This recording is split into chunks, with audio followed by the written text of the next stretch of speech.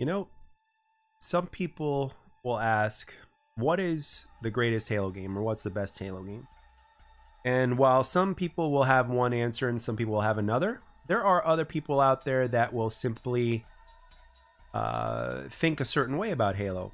And the way I think about Halo is, well, maybe we're asking the wrong question. And the question that I have is, what Halo game do you think is the most important Halo game? And I believe the answer to that question is Halo Combat Evolved, or the original Halo that came out in 2001 for the original Xbox, that basically like started everything. And when I say started everything, I'm not just talking about one aspect of the game. It goes much deeper into that, which is one of the reasons why I'm making this retrospective video. And as always, I will be getting into my my personal experience without going too deep or too far. But I also, we're going to go over the retrospective research on this, because when you do some research when it comes to Halo and you find out certain things while reading articles, or an article, so to speak, that explains about how everything came to be with Halo, you really find it fascinating. And you might find a few facts here and there that you may have not known about Halo. So I find things like that fascinating, and that's why I wanted to share it with you. So I'm going to start with my personal experience, and then we're going to get into the retrospective of it, of the article of research, as I like to say. And then we're going to finish off with some final thoughts, and then that'll be that. So in this one, we're going to be talking about Halo Combat Evolved. So Halo Combat Evolved obviously came out in 2001, and I wouldn't get the game until 2003. And when I got it, which was after I graduated high school, thanks to visiting my friend's house every Monday, which is what we did. And when we went to my friend's house every Monday, we would play video games. We'd go out to eat or to the movies or whatnot, and we would do that all day, and that would be that, right? So on one particular day, we go to my friend's house, and lo and behold, he got himself an Xbox. I had a GameCube, my other friend had a GameCube, and we were all, perfectly happy with our consoles. But what did I see? I saw Halo Combat Evolved, and it was the first time I'd experienced a first-person shooter on console, because prior to that, 7 years prior, I went to my friend's house that I grew up with in elementary school 7 years prior, and when we were in middle school, he moved. So I actually saw him for a couple of weeks over the summer. I went to his house, and I stayed with him and his family for about 2 weeks or so. And during those 2 weeks or so, we played some PC games. I'll just call it PC. I don't know if they called it PC back then. I'm not sure, but his father had a PC, and he had a handful of games. And one of those games that we've got to play was Star Wars Dark Soldier. Dark Soldier, something like that? Star Wars Dark Forces? Dark Forces, that's right. Star Wars Dark Forces. And it was an amazing experience, because that was the first time I'd ever seen a full-on cutscene in a video game that made it look like a movie, which was incredible. And the gameplay I found to be incredible as well. I'd never forgotten it, and I wanted one of my own. And obviously, me and my family, we didn't have the money for that. But again, I was fortunate enough to have plenty of consoles, so I didn't care about that sort of thing. So I was just focused on my console. But during the time that I was there, I was very much into playing Star Wars Dark Forces, or not just playing Star Wars Dark Forces, but also about the different games that we'd play on there as well. But we also played on console and all that kind of stuff. I mean, console was the main thing back then, but I never forgot about Star Wars Dark Forces. So when I saw Halo Combat Evolved for the first time, I'm like, this is the type of game that Star Wars Dark Forces was. It was a first-person shooter, but I just didn't know what it was called and all that other stuff. So I was like, wow, this is it. Except obviously the graphics were better, because this was 7 years later. It was on Xbox, which was obviously which back then was actually the most powerful of the three. And by the three, I mean it was more powerful than the PS2. It was more powerful than the GameCube, and the Xbox was obviously third, and it was the most powerful. So when I saw Halo Combat Evolved, and when I played it for that first time, about 3 weeks later, I ended up getting my own Xbox. I saved up enough money from work, and I got my own Xbox. And let's just say I couldn't put it down when I got it. And whenever I was at home, I would play the campaign. And then through some time later, the rest of my friends would get their Xboxes. And guess what? We got together on Mondays. We went to his dad's house, where there were plenty of TVs, and we system linked our Xbox together. So if you were to walk in that house, you would see a bunch of Xboxes on the floor, system linked together, and we would all play Halo. and we played the hell out of multiplayer. We also split screen campaign as well. I think you could link it in regular. I think you could link it as well in terms of campaign, if I'm not mistaken. And that was an incredible experience as well. It gave you another reason to go and hang out with your friends. This was before Xbox Live came out, so the game itself was also special because there were other groups of people all over the country that did the exact same thing. And this happened, and again, this game was out for, let's see, it came out in 2001, so Xbox Live didn't come out until 2004, so with the release of Halo 2. So for 3 years, this game kept people coming back, and not just the campaign, but people were getting together to system link their systems together and play multiplayer. They would have LAN parties at their house, even if it meant playing just one-on-one. They would 1v1 in a small map in Halo, and Midship wasn't even out back then. Midship wouldn't come until Halo 2, if memory serves correctly.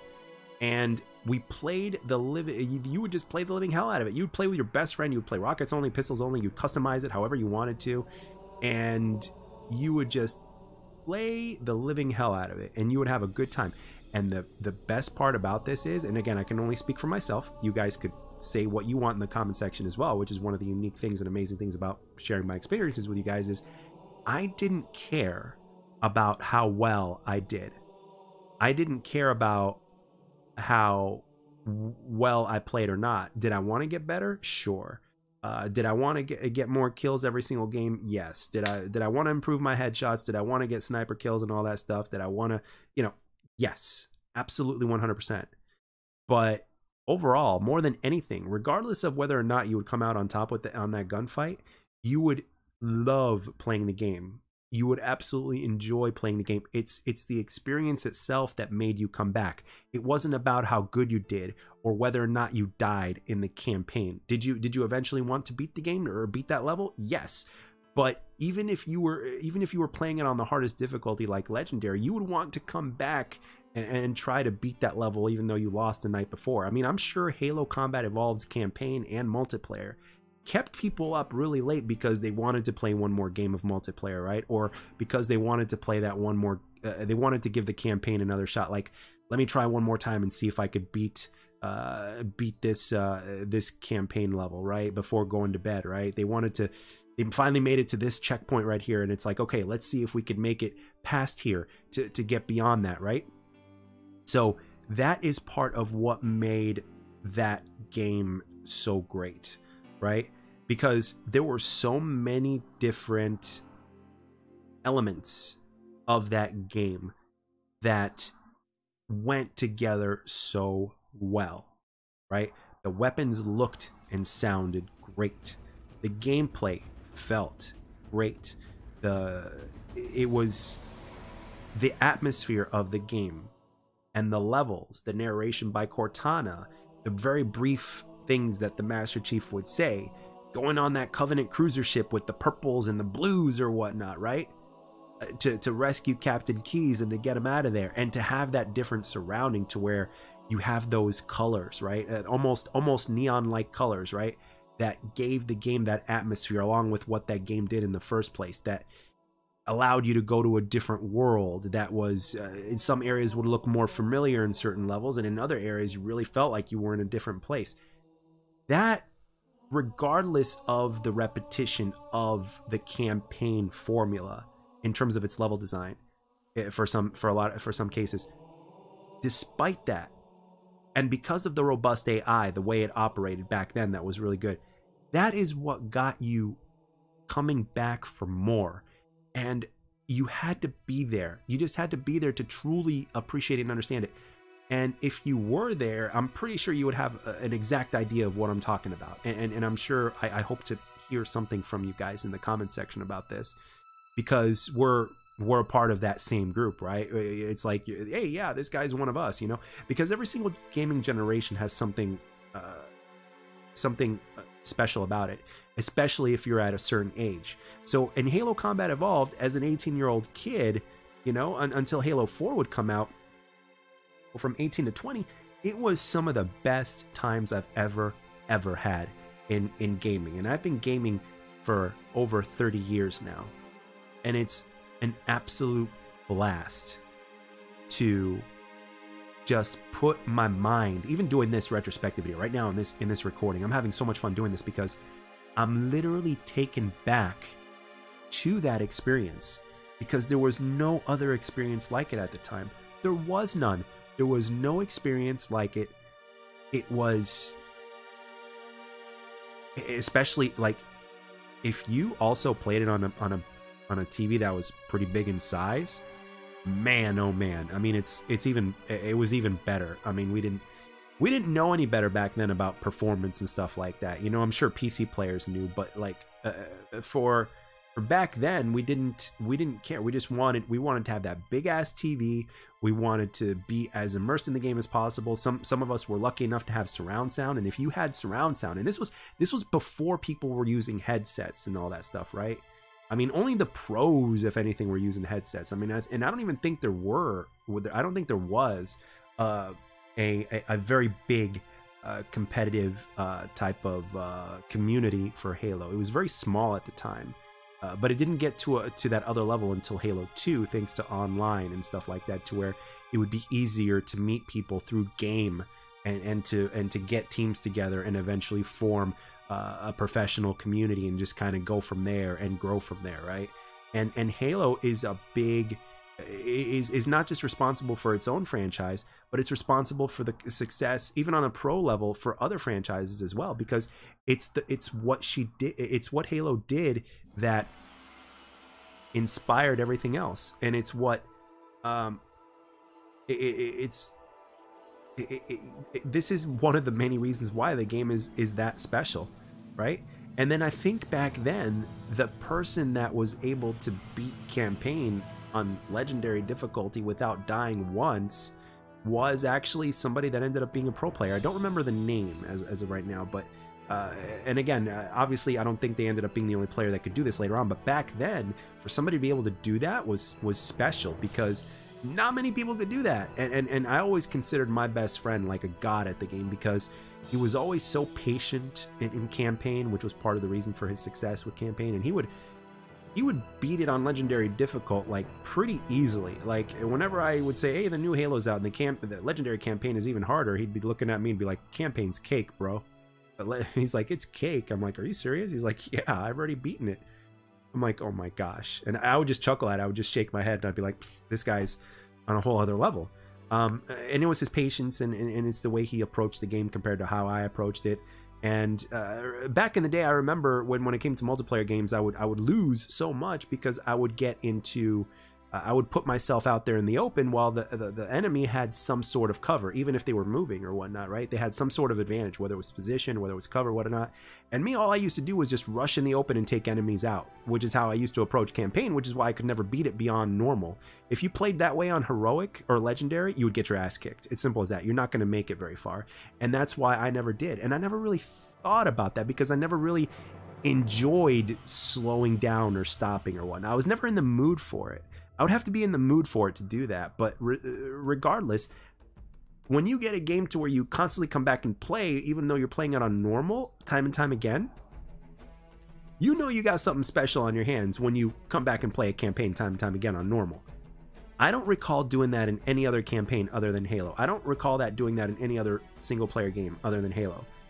And it is something that, as of right now, through my eyes now, looking at it from this perspective, after all these years of gaming, playing different games, multiplayer games, online, offline, back in the day when we used to couch co-op, now with setups and with different consoles, PC, attachments that you would use, you know, on your controller or something like that, or using different controllers for different consoles, or using a controller on PC, or using a mouse and keyboard on console, or vice versa, or whatever it's like.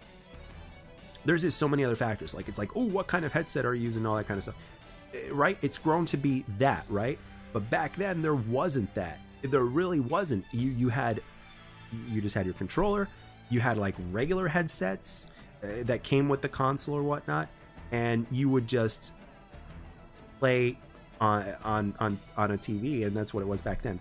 I mean, whenever I think about this, I wish I had the knowledge of today and I could just go back in time and then just naturally just have that ability that I over the years had obtained through repetition and through some research and through social media and YouTube and the pro scene and my fellow YouTubers and content creators and stuff like that.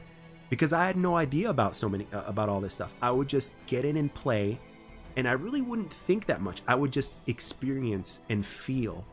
And that's what makes Halo Combat Evolved so special to me. It's a game that back then when it came out, you just felt it. You didn't really think. It was beautiful. It was like the game had a superpower. It's like it gave you that option and the ability to not think, because not thinking and just feeling is like a blessing, right? You're not just thinking, you're just feeling and experiencing, and you're just seeing it, you know, and you're there. You know, it's like yeah, you're playing on a TV, but it's like you feel it almost feels like you're there because you're just so into it. You know what I mean? I really can't word it any better than that. And that's what Halo Combat Evolved did for me. It was an experience unlike any other. So when you start the campaign, you're on the Pillar of Autumn, and it crashes down on this Halo ring, and you go from being in an enclosed space all of a sudden to a space that is wide open, like completely wide open, and you're starting to use all these different weapons now. The space is more open. You're like, okay, how do I do I go this way? Do I go that way?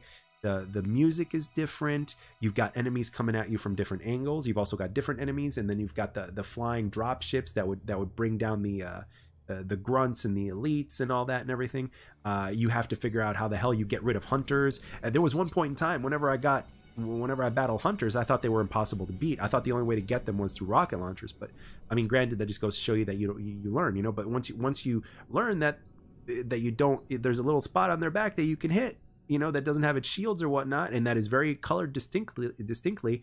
And you hit that a few times with your pistol, they're dead. So they're technically speaking, they're some of the easier enemies in the game. But it's just little things like that can make an enemy seem like a total nightmare, to all of a sudden be like, wow, this is very easy. And ultimately, that is the kind of thought process when it comes to what my best friend had achieved with campaign, with Legendary, right? Like, I've seen him, like, I remember when he played Halo Reach, and I was over at his house when the game was brand new, and he played the game on Legendary difficulty, and guess what? I saw him die in a spot time and time and time again, and he would get closer every single time, but ultimately, it would get to a point to where later on he would beat the game, and he probably wouldn't even die once. And it's because of that experience and what he'd learned through his experience with that game previously, and the multitude of ways he could choose to approach something, and his patience. I would say his patience overall was his best weapon.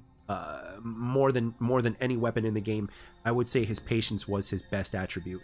And as well as in multiplayer, like, he will, if he has to, he will sit in one spot in a multiplayer game. If he's got a sniper in his hand, he will sit in one spot and wait for that perfect shot.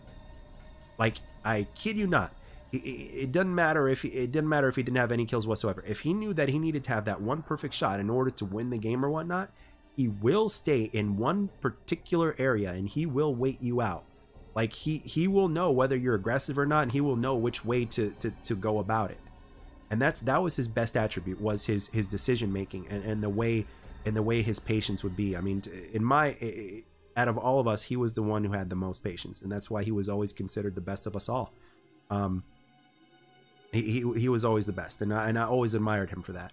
And that's how I knew that I couldn't be that same kind of player. But I didn't know how to succeed while being aggressive, because that was my style. That's how I enjoyed it, and that's how I had fun. I just didn't know how to do it yet at the time. So that is what Halo taught me.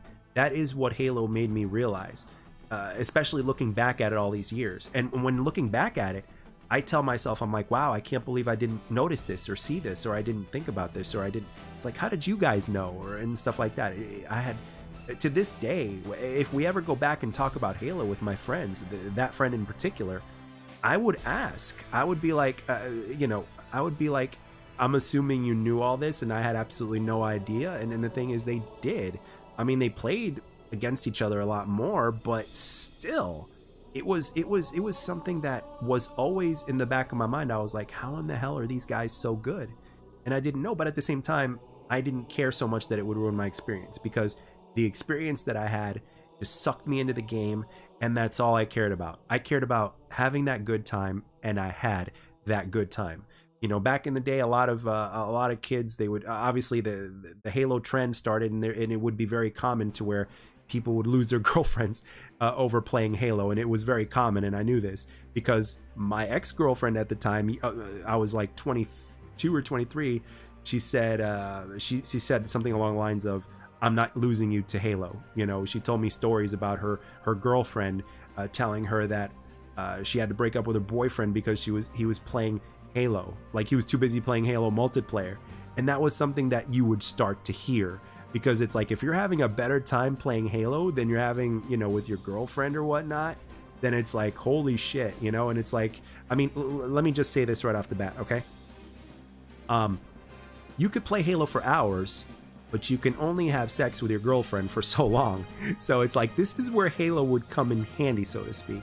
And it's like, well, do I want to spend hours and hours with my girlfriend, or would I rather spend hours and hours just playing multiplayer, you know, in Halo with my buddies and try to get better or something like that? That became the debate all of a sudden. You know, guys became challenged in that aspect, because it's like, I got to divide my time between my girlfriend and Halo, and which one is ultimately a priority. And let's be real here, for most kids that are 18, 19 years old or around that age range, their girlfriend is not, most of the time, their girlfriend is not a priority that is that high, because again, we haven't matured fully, right? We're still kids at that point. Granted, there's some that are more mature than others, which is why I mentioned most,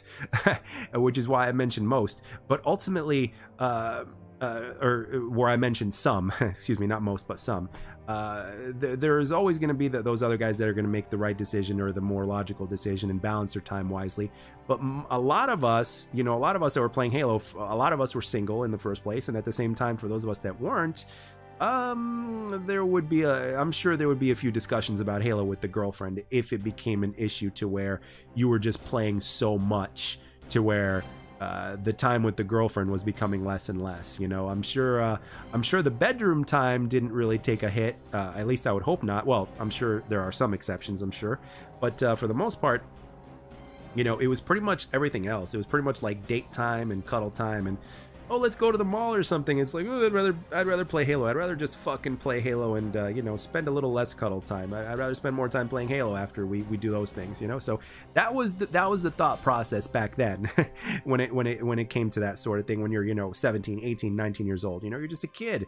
So I thought I wanted to add that in because it was a thing during that time. It really was. When I went to GameStop or Babbage's, one of those two, to either pick up Halo 2 or pre-order Halo 2, I don't remember, but one of those days, guess what?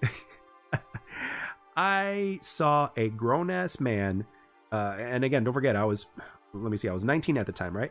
I saw a grown-ass man that was like in his 30s or something, in his mid to late 30s at the time. And remember, this was when gaming is not to where it is today, to where it wasn't as popular today, to where today it's okay to be a gamer. Back then, it was still frowned upon, believe it or not. So I saw a grown-ass man, you know, going to play. I'm like, wow, you're pre-ordering Halo? He's like, yeah, man. He's like, this is what I do. I go to work. You know, I think he said he had a girlfriend. I go to work. I got the girlfriend. I go to the gym, and you know, I play Halo. And it was really simple. I work, I pay my bills, I got the girlfriend, I play Halo, I go to the gym. That's basically what I do. And I was like, okay. You know, I looked at it, I was like, okay. I thought to myself as a 19-year-old kid, I was like, okay, maybe I'm not that crazy after all. That doesn't sound too bad to me. And when you look at it today, that doesn't sound too bad today, right? I mean, you know, if you got the girl thing going on, it's like you balance your time with that. You get in some time to play your games or whatever life allows you, you know. Don't take it too far to where other parts of your life suffer, and basically have a good time playing video games. If gaming is your thing in today's day and age, that's cool, but back then it was kind of frowned upon. A lot of people still frowned upon it. Gaming was still new, even though it was a multi-million and probably even back then, $1 billion corporation. And all these guys saw that, especially in Halo 1 opened people's eyes to that. That's another reason why this game is so special, is because people open their eyes to that. And that's why Halo 2 was so successful, because of what Halo 1 did in the first place. So when you're talking about like people breaking up with their girlfriends because of Halo, or when you're talking about people getting together, instead of going to a party, they would have a LAN party and play Halo. And then when you hear about the amount of people that own an Xbox and that are playing Halo, regardless of what age they are and all that kind of stuff, it's like sooner or later people start to take notice, or people not showing up to work because they were too busy playing Halo too long the night before, and they woke up too late or whatever, or they call off of work because they feel like just staying home and playing Halo. All that stuff is legit, and it happened, and it still does happen to this day. But back then it was new, it was fresh, it had a lot more weight to it because it was new and it was fresh. It wasn't very common, so and it was all obviously frowned upon as well. So it's like, if you were a gamer, it was kind of like it would make people think twice about you, so to speak, right? So, and for people, and the thing about Halo, and why this ties into Halo, why I'm bringing it up, is because people would spend a ridiculous amount of time playing the multiplayer and landing it with their friends, or even the campaign as well, if they were trying to do like a speed run, or tried to do a legendary run without dying or something like that. Like, Halo did that. Halo was all about that. You had so many different cultures all wrapped into one, and it happened in an era where it was new. It was new, and people just didn't know. Like, you know, the term, people, if people don't understand something, they're afraid of it, or they're against it, and they'll attack it or whatnot. Like, that's the same thing of what it was. Now we have a much better understanding of gaming right now, right? All this time later. So back then it wasn't as understood, even though there were consoles and games before Halo 1's time, it wasn't understood nearly as well.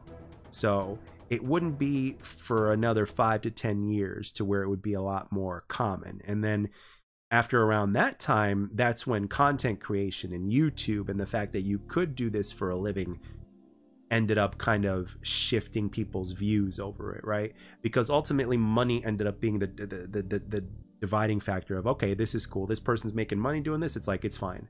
Otherwise it would just be considered a waste of time. And as far as waste of time with video games is concerned, that's like a whole other topic for it could be a whole other video. But I mean, we all enjoy doing things that waste time, so to speak, right?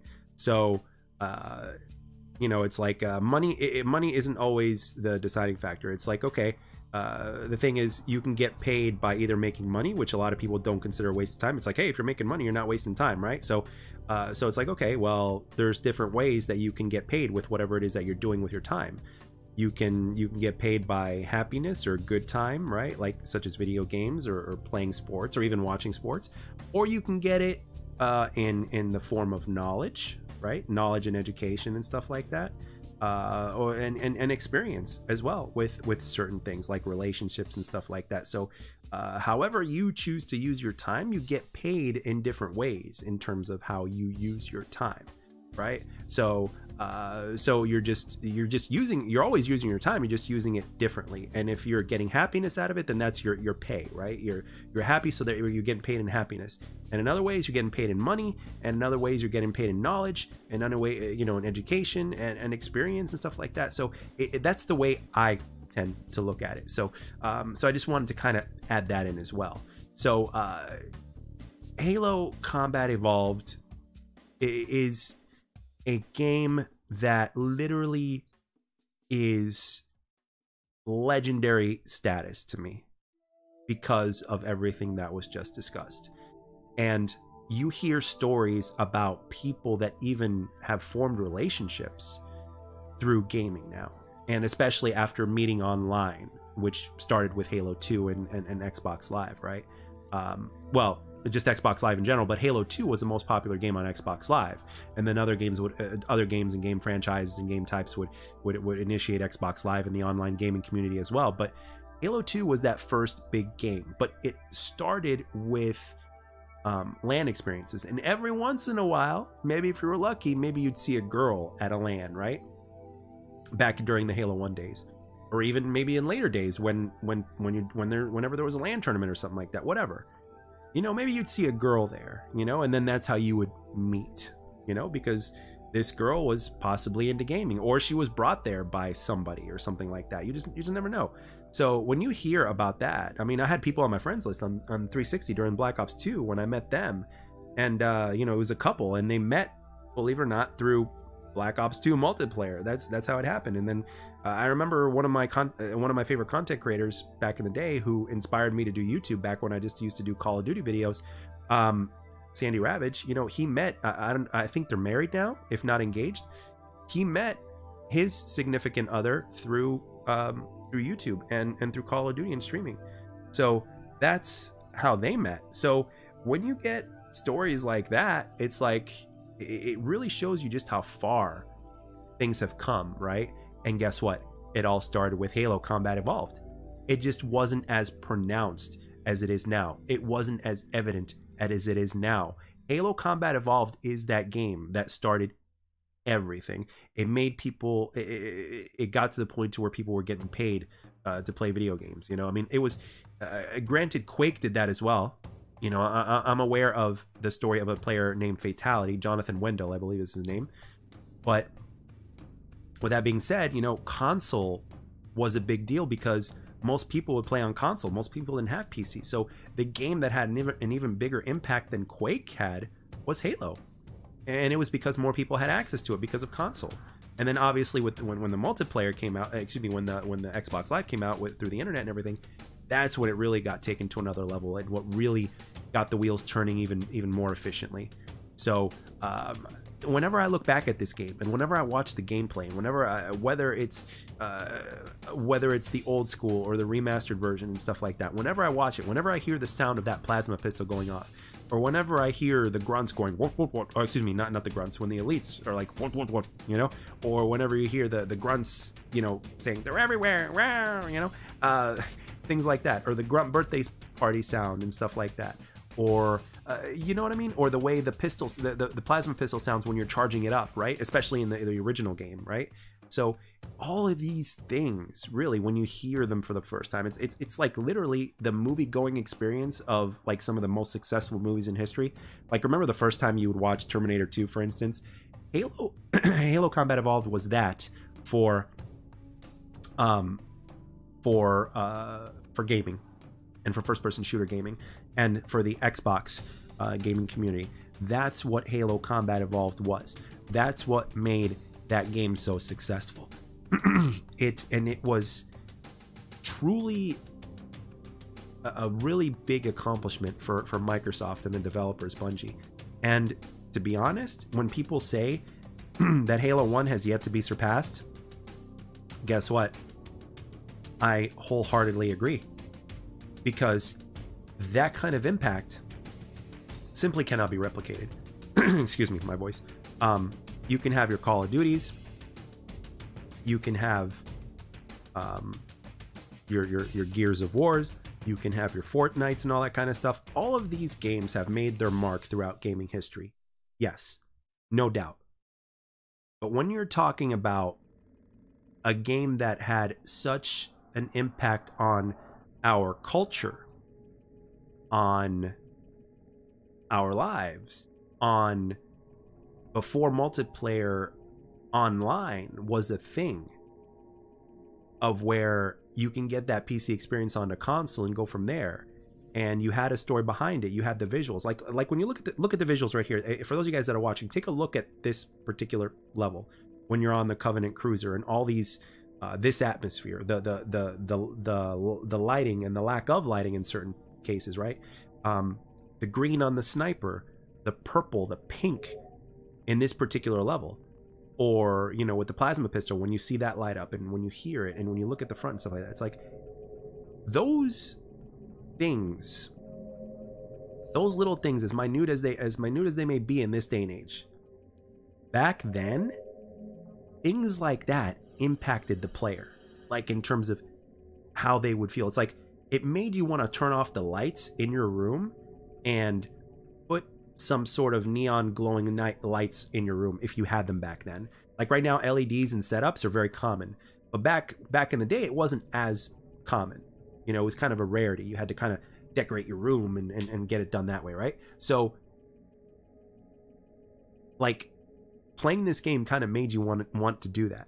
I mean, like really, just turn off the lights, have the ridiculously large screen on if you were lucky to have one of those, play the game, and just be a part of this world as best as you can. And it was the start of what would spawn content creation, what would end up spawning relationships, what would end up spawning the competitive community, speed runs, beating the campaign without dying a single time on the hardest difficulty. It inspired the devs to probably create skulls and make the game even harder for those that wanted it. You know, lassoing and beating a game on the hardest difficulty. I mean, seriously, legendary all skulls on is not something to laugh at, really. So when you're looking at it from that perspective, when you look at it from every single angle of how Halo Combat Evolved came to be, it's truly a special accomplishment for the developers, for the players and the experiences that they have. And for the most part, when players like myself, or even you guys that might be watching this, regardless of what age you are, but especially more so if you're my age, because you were around at that time, so it had a similar impact on you. Chances are that you would not regret the time that you played Halo, right? I'm sure there's been maybe a handful of times to where you might have been like, yeah, I shouldn't have played this game, I should have played this game, or I should have gotten this console instead of that. And conversely, so I'm sure there are people out there that wish they had Halo when it first came out, so that way they could have experienced that. Like for me, as somebody who really loved Call of Duty, right? They used to really get into Call of Duty. I wish I knew about COD 4 when COD 4 came out, right? Because I didn't get into Call of Duty until Black Ops 1. But, you know, I played some Modern Warfare 2, and that was my first Call of Duty, but I didn't get into it until Black Ops 1. And then Black Ops 2 just took me on a whole other level. It just captivated me. But Black Ops 1 was a starter. But if I knew about COD 4 back then in 2007, when I was still deep into Halo, which I don't regret, by the way, it would have definitely captivated me even more so. But with that being said, do I regret Halo? Absolutely not. I have had some of the best times in my gaming career playing this game. Halo Combat Evolved to me is, if I had a shelf of every single game that I've ever played, like a box cover, if I had box covers of every single game that I've ever played for every system that I've ever played, it would be kind of like a bar to where there would be a top shelf, right? And Halo would be one of those handful of games that would be on that top shelf, and for damn good reason. Halo Combat Evolved specifically, I don't even think I'd put any of the other Halo. Maybe Halo 2 I'd put up there because it was the first one to incorporate online multiplayer, and that had a great impact as well. But again, when you look back at it, a lot of the credits to that even still goes to Halo 1, Halo Combat Evolved. This would be one of those few games that would be up there that had such a big impact. And just looking at that briefly and while telling you, I mean, if you're listening, if you made it this far, first of all, thank you very much. And I know you guys might be wondering because everybody's got that intellect, right? So it's like, some of you guys might be wondering, well, Jack, what other games would you have on that top shelf, right? What other game would you have on that top shelf? Just out of curiosity. Now, it would require a lot of thought and a lot of thinking back, but one other game that immediately popped into my mind of what I would have on that top shelf was a regular Nintendo game called Super Mario Bros. 3. I would put Super Mario Bros. 3 up on that top shelf as well. That would be one of those games. And if you're around my age, which is again 38, I think more often than not, most people would agree that Super Mario Bros. 3 absolutely belongs on that top shelf. And granted, that top shelf would have less games than the other shelves, but there would still be a decent amount of those games that belong on that list. But the one thing is that I would not put a game on that top shelf that I didn't play. Now, do I think that there are games out there that belong on that top shelf that I haven't played? Yes. But again, if I haven't played a certain game and haven't experienced it for myself, so I can't put it on that top shelf. Not because I don't want to, but because I just never really fully experienced it. So I'd be BSing myself if I did that, right? So, yeah. So far, the first game that came to mind that I would put on that top shelf as well is Super Mario Brothers 3, or excuse me, Mario Brothers 3. I don't know if it was called Super Mario Brothers 3. Yeah, it was. I think it was called Super Mario Brothers 3 because the other one was Super Mario World. So yeah, that's different. So I'm just trying to think of game titles at this point. But yeah, I mean, I could go on and read this narrative here to you in terms of what Halo Combat Evolved is and everything. So I mean, when you look at the setting, for instance, right, I'm going to read this out to you. Excuse me, when the plot of the game, which again plays a really big part to its success. So the plot of the game begins as the Pillar of Autumn and exits slip space into where crew discovers a large ring world structure of an unknown origin. The Covenant pursues the Autumn and attacks, and within the ship heavily damaged, the Autumn's captain Jacob Keyes entrusts the ship's artificial intelligence known as Cortana with Master Chief in order to prevent the Covering from discovering the location of Earth.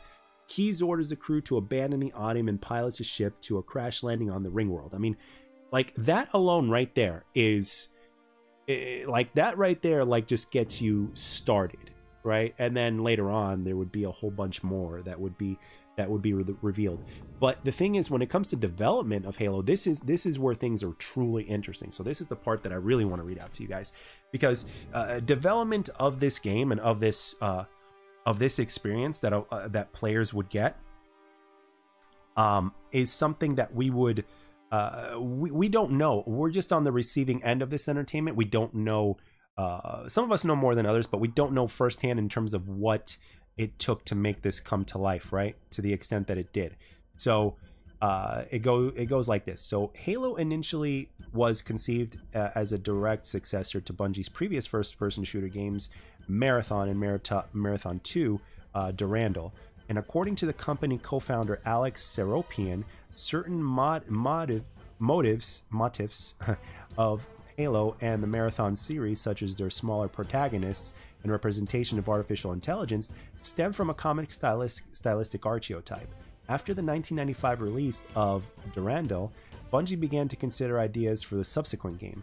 Undecided about further entries into the Marathon series, the team was willing to try something new. One of the ideas was the team began to develop what was originally a first-person shooter described by co-founder Jason Jones as the natural extension of Marathon, which would have turned out to be something along the lines of Quake.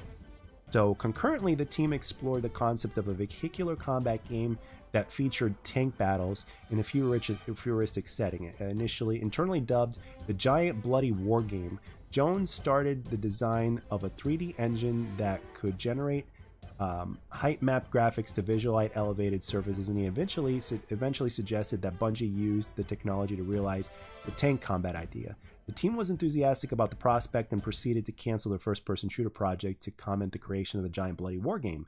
However, Jones struggled to implement the physics model to simulate vehicles into the game, commit to the creation of the Giant Bloody War Game.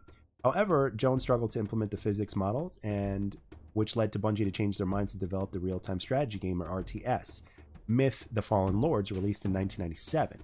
Around this time, Bungie compromised around 15 people working on the South Chicago, Illinois area. After Myth was completed and Bungie decided on a sequel, Myth 2, The Soulbrighter, Jones delegated its development to the company's other designers and resumed its work on the technology that had not been seen applied to the 1997 title.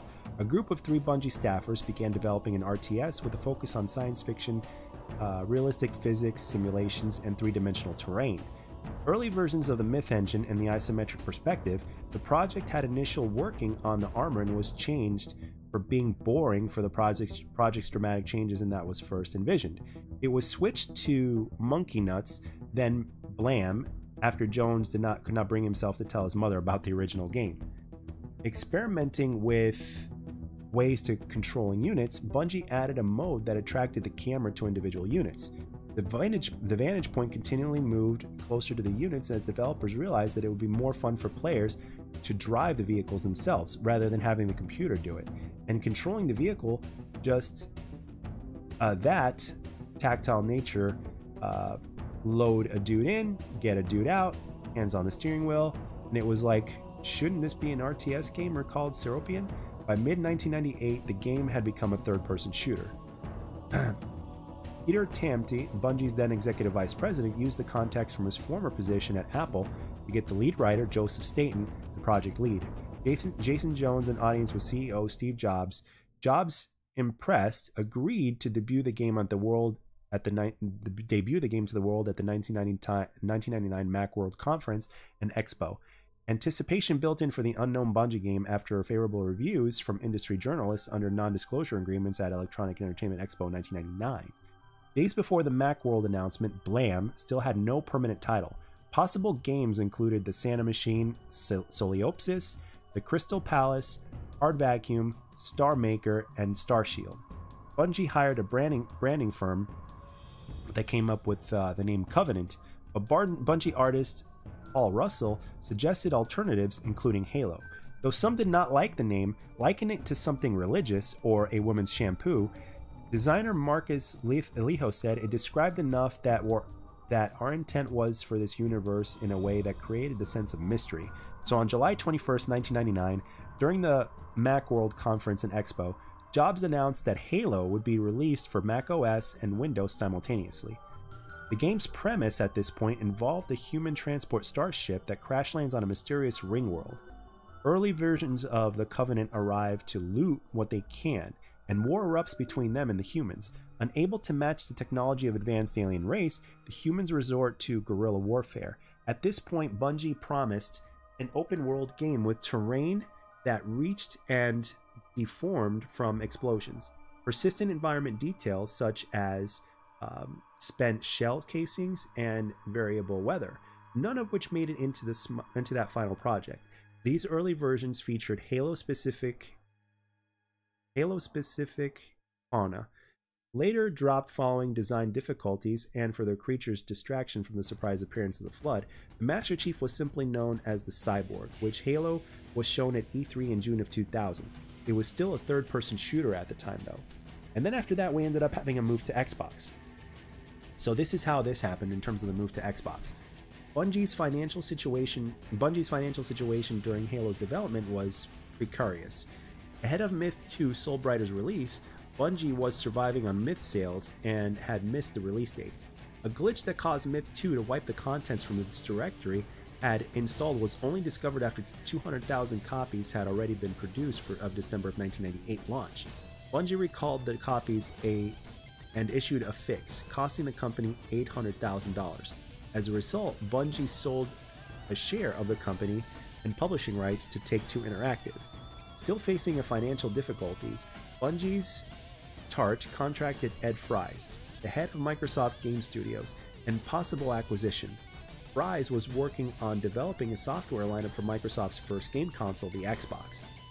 Fries negotiated an agreement with Take-Two Interactive wherein Microsoft gained Bungie and the rights to Halo, while Take-Two kept the myths on properties.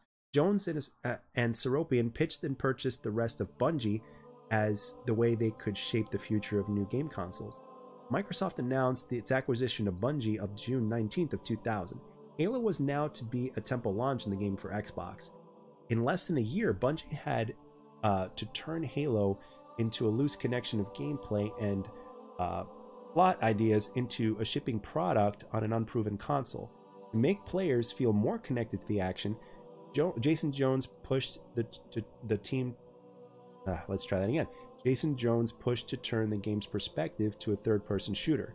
Their key concern was making sure that the game played well on Xbox's gamepad. At the time, first-person shooters on consoles were rare, so spearheading the effort, designer Jamie Griesemer wrote code to discern players' intent to assist the player's movement and aiming without being obvious. The game buffered players' inputs so that way the result was desired player movement, rather than the movement players actually making. Other Bungie's projects were scrapped and their teams absorbed into Halo to rush to complete it. Griesemer said that the Bungie team moved to the Microsoft campus in Redmond, Washington. He was so busy he did not unpack his belongings in 6 months. The designers prototyped encounters an enemy and eye on a sandbox level at the B30. The success of gameplay on this small chunk of the game energized the team. The B30 became the Silent Cartographer, the fourth mission. To make the release date, Bungie made drastic cuts to the game's features and scope. The open world plans were scrapped, and it became clear that the lengthy planned campaign was not so foreseeable. One level was cut and replaced with an expositional cutscene. Staten described his role of putting story duct tape over gaps that appeared to smooth them over. To save time, Lakto suggested reusing campaign levels, glowing directional arrows where players got lost backtracking. After players got lost backtracking in terms of playtesters. Microsoft game writers Eric Trotman and Brandon Boren performed last-minute rewrites to the script. An online multiplayer component was dropped because Xbox Live would not be ready. Only 4 months before release, it was decided that the multiplayer was still not fun, so it was scrapped and rebuilt from scratch, using team members who moved from defunct Bungie West team after completing Oni. Some personnel took to sleeping in the office for the last few months to make sure the game made its deadline. So when it comes to design, Bungie's social culture and the rush to complete the game meant that the team members provided input and feedback across disciplines. So aspects such as level design demanded collaboration between the designers creating the environments for players to explore and the artists who developed those environments' aesthetics. Initially, artists Robert McLeese and Lento were the only artists working on what would become Halo. Bungie hired Shikai Wang as the additional artist to refine Leto's designs. The aliens making up the Covenant began with varied exploratory designs that concealed once the enemy's role in the gameplay was defined. Spearheaded by Paul Russell, the game's visual design changed in response to the changing gameplay and the story. The artists made efforts to distinguish each faction of the game by their architecture, technology, and weaponry. The UNSC's original curved look was made blockier to distinguish it from the Covenant. Likewise, human weapons remained projectile-based to provide contrast to the Covenant energy weapon, and their vehicles based on animals, with the Warthog being inspired by Leto's love of off-roading. The intentions of the Pillar of Autumn drew significant influence from production design and from the film Aliens. Organics curvilier forms along with the color palettes of greens and purples were used for the Covenant, while the Forerunner came to be defined by the angular constrictions. The interiors originally drew on Aztec patterns, as for the work of Louis Sullivan, before becoming more refined just 5 months from the game's completion. When it came to audio, composer Martin O'Donnell and his company of Tech Audio were tasked with creating the music for Halo's Macworld debut. Staten told O'Donnell that the music should have a feeling of ancient mystery. O'Donnell decided Gregorian chant would be appropriate and performed the vocals alongside composing partner Michael Salvatore and additional singers as well. Because he did not know how long the presentation would be, O'Donnell created smushy opening and closing sections that would be expanded or cut as time required to back up the rhythmic middle section. The music was recorded in Chicago and sent to New York for the show the same night the piece was finished. Shortly before Bungie was bought by Microsoft, O'Donnell joined Bungie as a staff member, while Salvatore remained at Total Audio. O'Donnell designed the music that would be disassembled and remixed in such a way that would give him multiple interchangeable loops that could be randomly designed or randomly recombined in order to keep the piece interesting, as well as variable length. Development involved the creation of the alternative middle sections that could be transitioned into the game that would call for such a change, i.e. less or more intense. O'Donnell sat with the level designers to walk through the levels, constructing music that would adapt the gameplay rather than be static. The level designer would tell me that he hoped the player would feel certain points after accomplishing each task. Based on this information, O'Donnell would develop cues the designer would script into the level, and then he and the designer would play through the mission to see if the audio worked. He made sparse use of the music because he believes that music is best used in game to quicken the emotional state of the player, and it works best when used least. And that music is consistently playing. It takes to become more sonic wallpaper and loses its impact if needed to be truly enhance some dramatic components of gameplay. The cutscenes came so late that O'Donnell had to score them in only 3 days. Wow. That, in and of itself, was, in terms of, again, that just gives you a little bit of a small type of visual of what the developers had to do in order to get the game out. And again, there were only 12 of them, which makes this even more remarkable. You know, to make a game of this scope and only having 12 people, that is absolutely crazy. I remember in 2002, which was a game after, which was a year after this game came out, Mortal Kombat Deadly Alliance. I remember Ed Boon saying in the behind the scenes video that they had a team of over 50 people. So now you've got 12 for this game. Wow. So and I want to go down to the sales. So while Halo was not an instant runaway success on release, it had a long sales and very high attach rate for the Xbox. During the 2 months following Halo's release, the game sold alongside more than 50% of Xbox consoles. 1 million units had been sold in roughly 5 months after the release, a faster pace than any of the previous 6th generation console game. The game sold 3 million copies worldwide by July of 2003 and 4 million by January of 2004. By 2006, the Xbox version had sold 4.2 million copies and earned $170 million in the United States alone, while its computer version sold 670,000 copies and earned $22.2 million.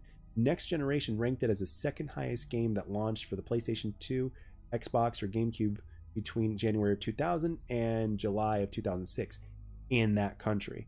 So, I mean, when it comes to its reception, obviously, it was obviously praised very well. I think one of the things about Halo is, like, again, that's another thing. I like to compare Halo Combat Evolved in terms of, like, the amount of money that it made and as well as the success it made in terms of popularity and everything else.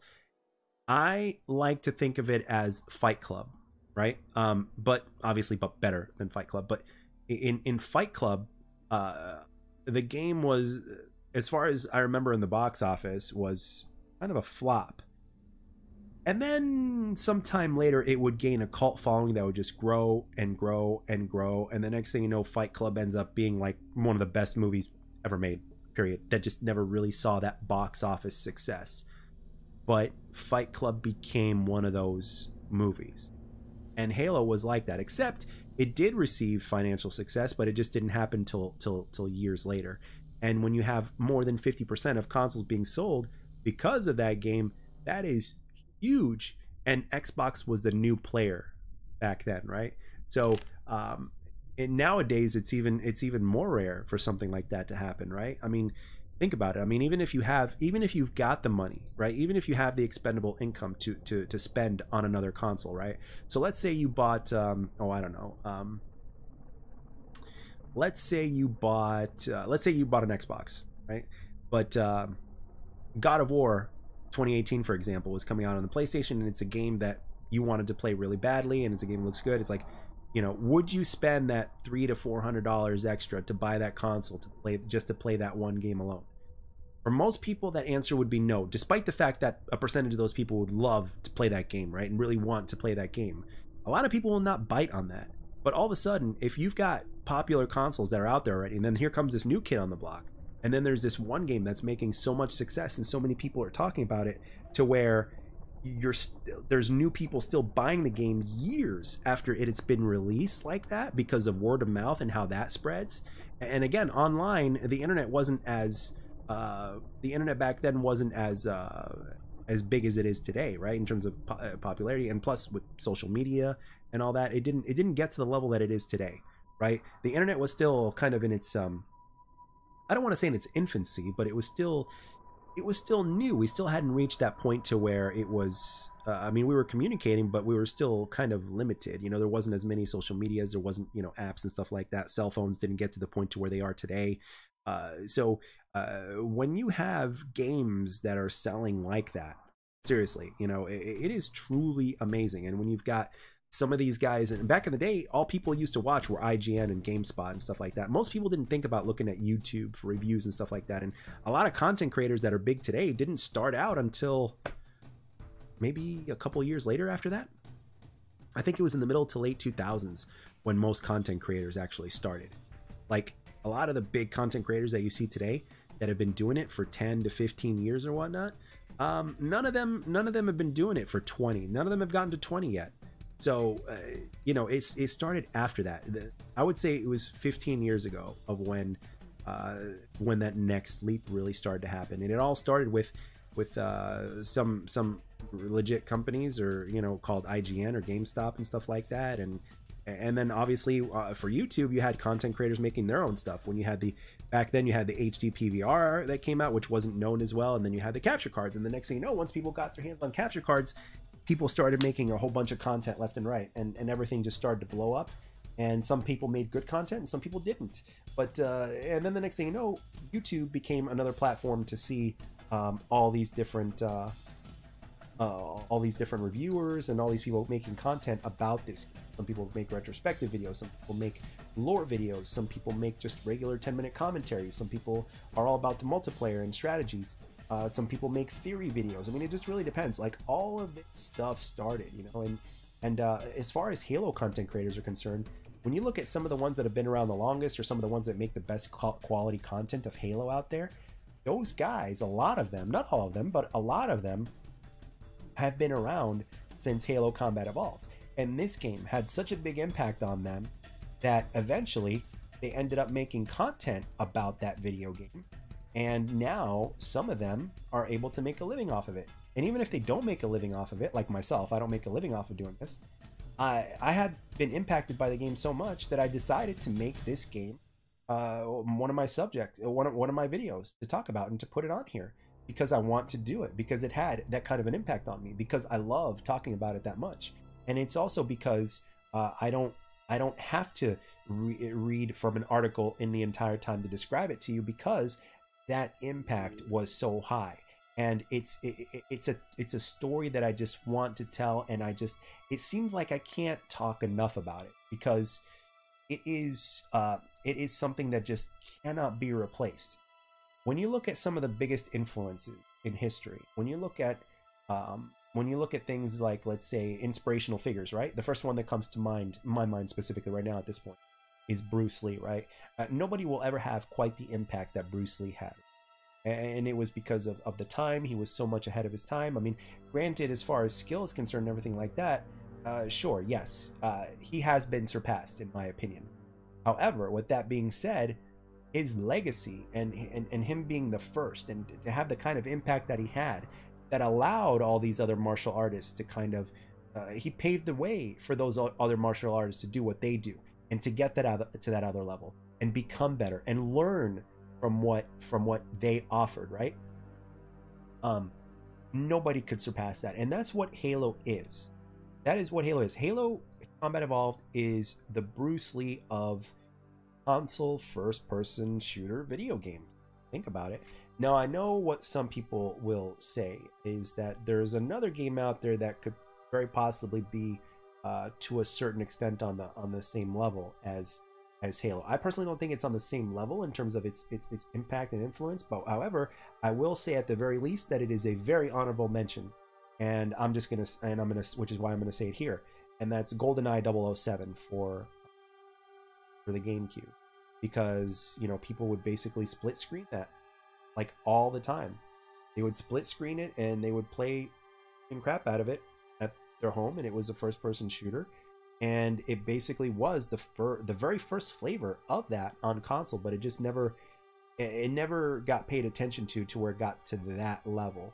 So with Halo, its timing was better with Halo, and you had the option to system link it, and then you were only like a couple years away from Xbox Live becoming a thing. Because when GoldenEye came out, I I think when GoldenEye came out, I think the internet was just coming out, but it wasn't really thought of implementing it into a video game, let alone a console. So so that's why I think also GoldenEye kind of, I don't want to say missed the opportunity, because I don't know if it was intentionally missed. I don't think so. But at the same time, I don't want to take anything away from GoldenEye. I think GoldenEye was probably that other game. It just so happened that Halo had the bigger impact, and it also had the story, it had the lore, it had that in-depthness to it, despite the fact that it was simple. It had better graphics, it had the stable frame rate. It was you know, but at the same time, GoldenEye is something you can't take GoldenEye away from. You really can't. So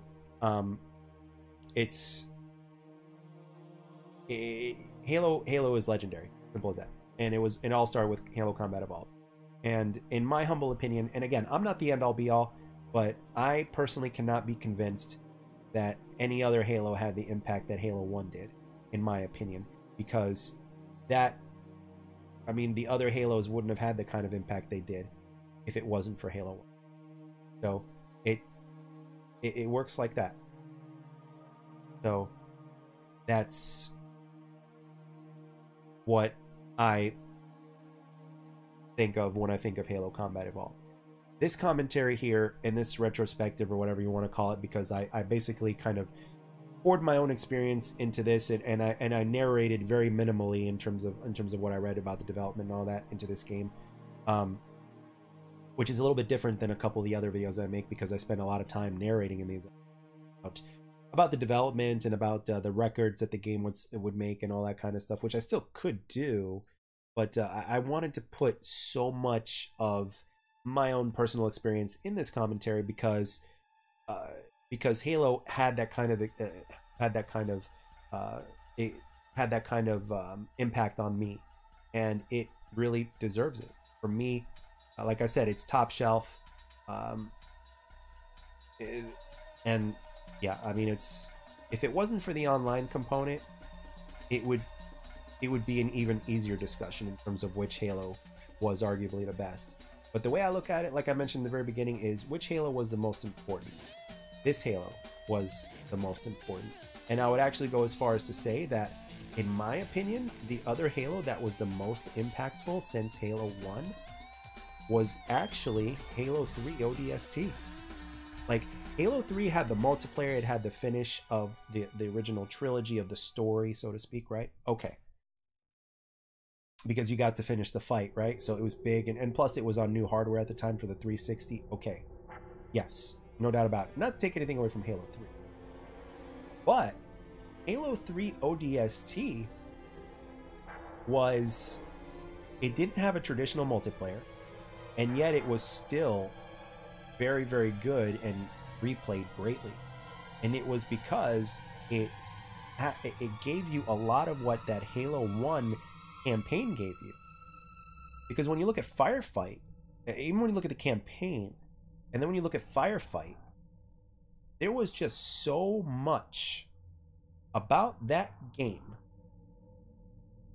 There was just so much about that game that was so good and so Halo. It was like almost like the second coming of Halo Combat Evolved. It had bigger impact than the remaster of Halo Combat Evolved, right? Because it gave you, in a different way, it gave you that same but yet different Halo experience of what Combat Evolved did. Like, people will say that Halo Combat Evolved's campaign, like, they'll criticize its campaign for being too repetitive, right? Well, if you look at Firefight, you're basically on one map in an area. I mean, granted, the map is big enough and everything, right? But you're basically on this one map, which is basically like one of the mission levels in Halo, right? And you are fighting waves and waves of enemies, right? And yet, Halo 3 ODST and Firefight mode was extremely praised. Do you see where I'm getting at here? So, and rightfully so. So it's like, in my opinion, if you were to call out Halo's repetitiveness or its map design or its mission level design as repetitive as a downside, which is understandable, and I get where you're coming from, but it's like, well, we should shouldn't we criticize ODST for that as well? But I guess it wasn't as criticized or not criticized simply because it was, you know, it was kind of like a gap between Halos, so to speak. It was meant to satisfy, quote unquote, satisfy audiences, you know, before Halo Reach came out or whatnot. So,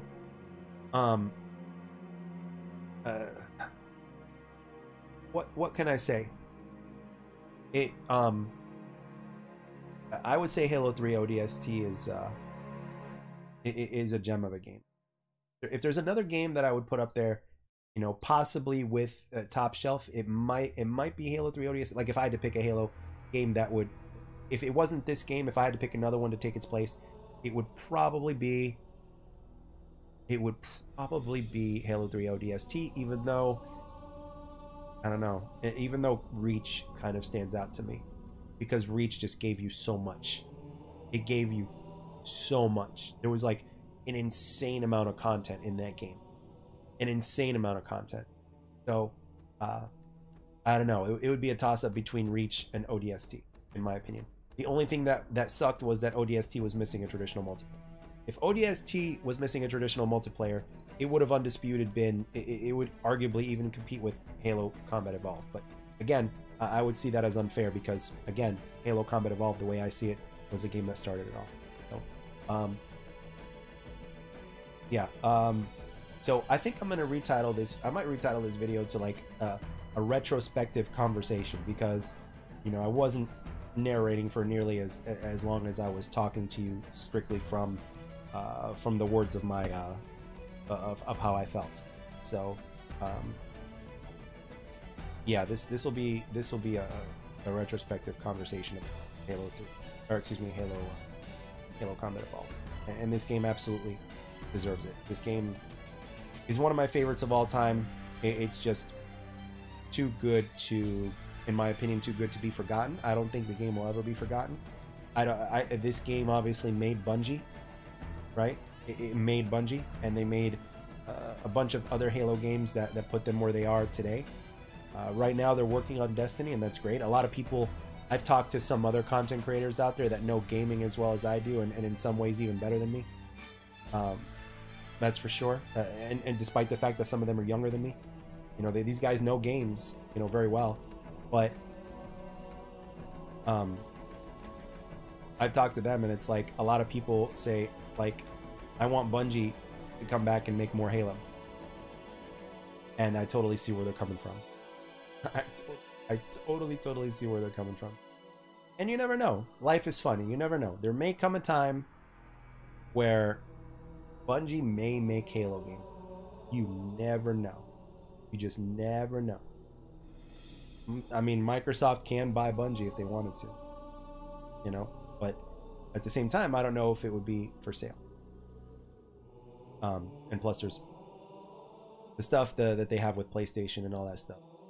But yeah, and plus they're making Destiny. I mean, they did all they could with Halo. So, and now it's like I guess they just want to move on and make other things. So I would say I just want, at this point, what I want is I just want Halo to kind of go back to its roots of what made it great in the first place. I think part of Halo's problems in terms of the things that ended up kind of derailing it is the fact that I think the designers, although they meant well for the most part, I think they looked too much into other avenues of what other games did instead of looking a little bit deeper within. I personally don't think that there's anything too wrong with getting inspirations from other video games into your franchise, as long as it doesn't take you away from your from the core of what the game is. And I think that a piece, not the entirety of it, but I think a piece of that core of what Halo is in the first place got it took some damage, right? Because of the fact that people were looking a little too far and were looking from examples from other games and implemented too many gameplay aspects from other games into Halo. And I think that's where the problem is, because they did that a little too much, or they implemented something that just didn't belong, because Halo has its own distinct gameplay and everything like that. So again, and as a person who grew up playing the trilogy, original trilogy, I personally didn't mind a lot of the changes that they've implemented. I really didn't, because I've always enjoyed playing a certain way, and I don't mind the differences. So for me, it wasn't enough to derail me. But with that being said, a lot of fans did get derailed. A lot of fans hate on Halo 4. They hate on Halo 5 and Halo Infinite for varying reasons. It's like they've done a few things right, and then they've done a few things wrong. So in my mind, I'm like, if we start from scratch and research the original trilogy of what the original trilogy implemented, from Halo Combat Evolved all the way to Halo 3 ODST, and no, I'm not including Reach into this, because with Reach, even though they didn't go too far off base, they started implementing other things that kind of divided some of the fan base. For the most part, Reach was a very big success, but the fan base started becoming divided with like the Spartan abilities and stuff like that. I personally don't think Sprint ruined Halo, but to some fans it did, so it's like whatever. But I overall, I think Reach is very solid.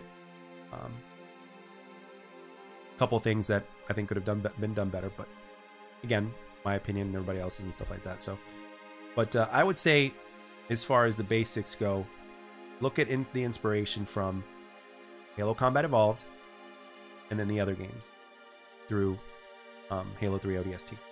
And then after that, you know, see where you can build from there. You can draw inspiration from your own franchise if you look at everything that you've created, or everything that has been created in the first place, and say, okay, how can we build from this? Like from our own tools, not other game franchise tools, from our own tools. How do we build off of that? And I think that's part of why Halo has gotten derailed. And it's because we looked farther. Like, I mean, I'm sorry, we looked into areas to where we shouldn't have looked. And I think that that's part of the issue. So, in my opinion, Halo Reach, absolutely incredible. It was a fun game, but again, no, and Halo ODST, same thing. But I don't think any other game could hold a candle to what Halo Combat Evolved accomplished in terms of the category of inspiration and everything else. So, yeah, but this was my heartfelt commentary slash thoughts slash retrospective, or whatever you want to call it, about Halo Combat Evolved. There was no game like it, and there won't be a game quite like it ever again, because the time was right, the execution was right for that time, and the reception and the word of mouth, and despite the few limitations that the game had and all that, it still succeeded, and it became a worldwide phenomenon, and it put Xbox on the map, it put console multiplayer shooters on the map, and it inspired content creators, it inspired people, and then later on, after online with Halo 2 and everything, there was relationships that were formed and everything like that. And we have Halo Combat Evolved to thank for that. So that's my take on it, and I'm sticking to it. So let me know down in the comment section what you guys think, what your take on it is, what was the most impactful moment for you when it comes to Halo Combat Evolved, or just Halo in general? What made you, what moment was it that made you realize, hey, this game is special, or this game is gonna be special, or yeah, I'm a Halo guy, I love Halo? You know, what was it specifically for you? It doesn't matter what it is. Doesn't matter. If it hits you in that way, in the way that I described with my personal experiences, you know, I want to know about it. I want to know about it, and I want your perspective. So, thank you. Thank you very much for listening, for those of you guys that have. I know not everybody's going to be able to listen all the way through in one shot, which is very understandable. But I hope people get to listen through this, because it was really a piece of my personal experience that I put on here, and I absolutely, I wouldn't take it back, because I had some of the best times in my gaming life playing Halo Combat Evolved. And I have my friend to thank for that, for getting the game in the first place, and I have Halo to thank for that. And it was a blast. And for those of you guys that are around my age, or even for those of you that are older, or younger, I hope you guys have had a blast with the original Halo Combat Evolved, as I did, and I hope it did for you as what it did for me. And what it did for me was, it just gave me some of the best times I've ever had in gaming, and I will appreciate that. I will appreciate that, and I could go on as to why, but I think it's good to stop here. So, thank you very much for listening. Hope you enjoyed it, and I'll catch you on the next one.